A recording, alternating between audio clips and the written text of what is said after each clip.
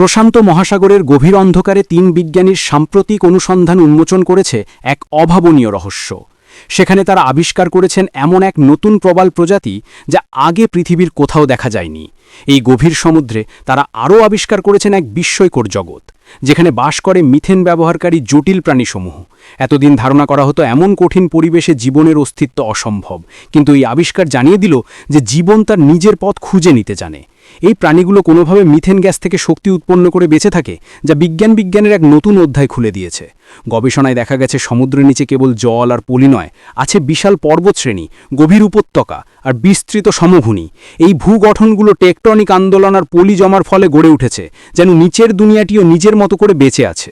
বিজ্ঞানীরা বলছেন এই অনুসন্ধানের মূল উদ্দেশ্য শুধু নতুন প্রাণী খুঁজে বের করা নয়, বরং সমুদ্রের নিচে লুকানো অজানো রহস্য উদ্ঘাটন করা। তারা জানতে চান জলবায়ু পরিবর্তন কিভাবে প্রভাব ফেলছে সমুদ্রের নিচে জীবজগতে। কারণ পৃথিবীর ভবিষ্যৎ বুঝতে হলে আমাদের প্রথমে জানতে হবে আমাদের নিচের গভীর অন্ধকার জগৎটি আসলে কেমনভাবে শ্বাস নিচ্ছে।